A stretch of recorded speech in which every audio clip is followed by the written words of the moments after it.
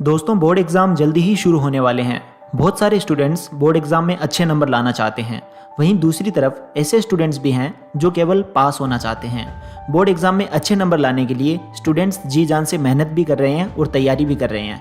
आपकी तैयारी का स्तर कुछ भी हो सकता है, लेकिन एक सवाल जो कई सारे स्टूडेंट्स के द्वारा अक्सर पूछा जाता है वो ये है कि अगर हमें बोर्ड एग्ज़ाम में कुछ भी ना आए तो क्या करें। जी हाँ दोस्तों, मान लो कोई स्टूडेंट एग्जाम देने गया और उसको पेपर में कुछ भी नहीं आ रहा है, कुछ भी नहीं, और पेपर देखकर उसके होश उड़ चुके हैं।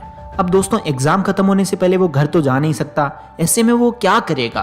अगर ऐसी सिचुएशन क्रिएट होती है तो उसे क्या करना चाहिए? ऐसी स्थिति में सिर्फ आपका दिमाग, आपका कॉन्फिडेंस ही काम में आने वाला है।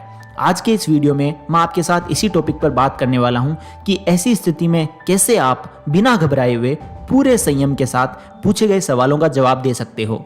आज के इस वीडियो में मैं आपके साथ ऐसी टेक्निक शेयर करने वाला हूं जिसको एग्जाम में अप्लाई करने के बाद अगर आपको एग्जाम में कुछ भी ना आए तो भी आप एग्जाम में पास हो सकते हो। तो क्या है वो टेक्निक, जानने के लिए वीडियो के एंड तक बने रहिए।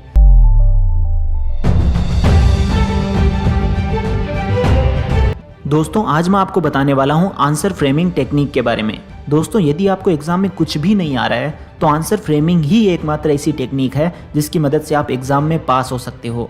आपको जो भी क्वेश्चन दिया गया है उसमें कोई ऐसा कीवर्ड ढूंढो जिसके बारे में थोड़ी बहुत आपके ब्रेन में पहले से इंफॉर्मेशन हो और उसी कीवर्ड के अराउंड उस आंसर को फ्रेम कर दो।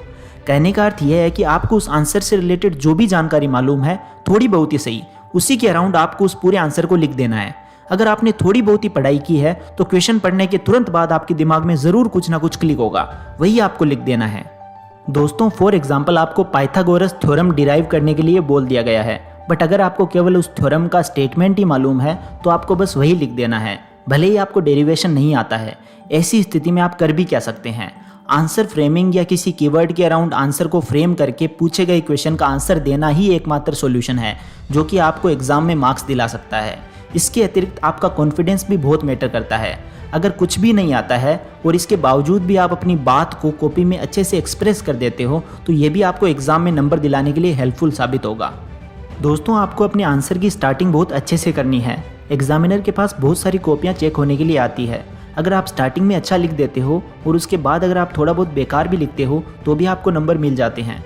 तो दोस्तों, अगर ऐसी सिचुएशन क्रिएट होती है कि आपको एग्जाम में कुछ भी नहीं आ रहा है तो आप केवल आंसर फ्रेमिंग के जरिए और अपने आत्मविश्वास यानी कि सेल्फ कॉन्फिडेंस के दम पर ही एग्जाम में पास हो सकते हो। इसके अलावा कोई तरीका नहीं है।